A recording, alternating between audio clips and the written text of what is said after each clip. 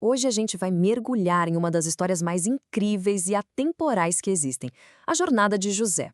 É uma narrativa, sabe, cheia de sonhos, de traição, de muito sofrimento, mas que no final mostra um triunfo que vai muito além de qualquer vingança.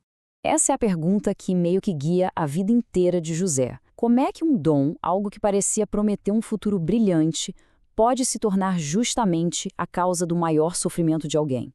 É o que a gente vai descobrir. Então vamos lá. A história toda começa com o jovem e os sonhos que ele tinha. E é exatamente isso que vai dar o pontapé inicial para uma série de eventos, olha, completamente imprevisíveis. José, ainda bem jovem, um sonhador, na maior inocência, conta para os irmãos sobre umas visões que ele teve. Visões em que a família toda se curvava diante dele. Para ele, aquilo era fascinante, uma revelação. Já para os irmãos, aquilo soou como o cúmulo da arrogância. A reação deles foi imediata e brutal. A inveja virou ação na hora. Eles o traem da forma mais cruel que se pode imaginar, vendendo o próprio irmão como escravo. A jornada de José para o fundo do poço começa aqui, e começa literalmente. Agora, imagina a situação. Longe de casa, sem nada, José começa um capítulo totalmente novo no Egito.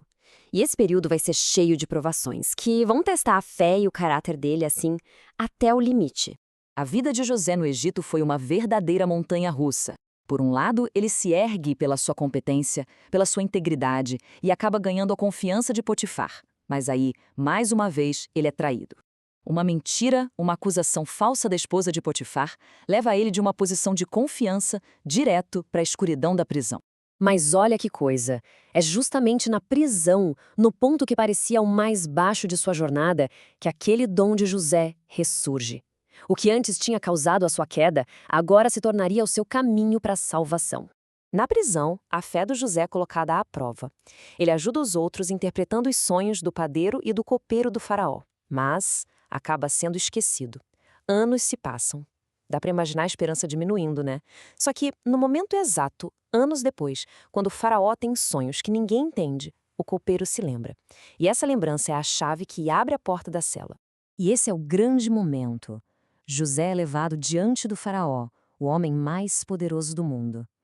E ele não só interpreta os sonhos, prevendo uma grande fome, como também oferece um plano para salvar a nação inteira.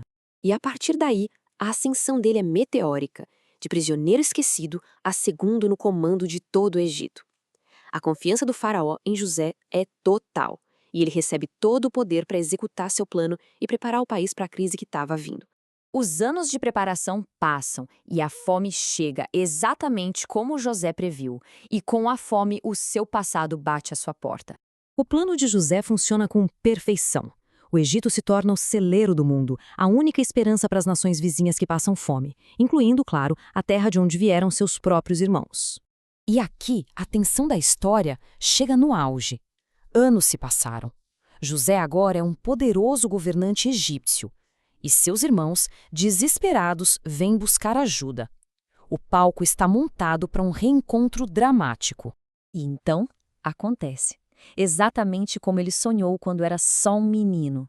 Seus irmãos se curvam diante dele, sem fazer a menor ideia de quem ele é. A profecia se cumpriu nos mínimos detalhes.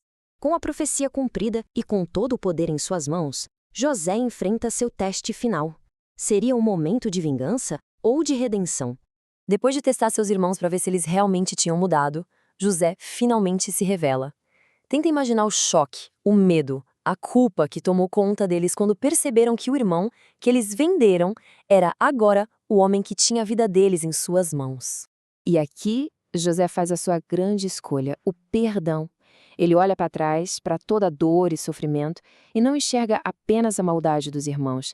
Ele consegue ver um propósito maior, um plano divino que usou o mal que fizeram a ele para um bem imenso, salvar inúmeras vidas, incluindo as deles próprios. A história de José, essa jornada do poço ao palácio, é na sua essência uma poderosa lição sobre o que significa ter fé no meio da adversidade. E essa passagem de Hebreus resume perfeitamente a jornada de José. Fé é isso, a certeza de que mesmo quando tudo parece perdido, lá no fundo do poço ou na escuridão da prisão, existe um propósito que a gente ainda não consegue ver. Fica a reflexão.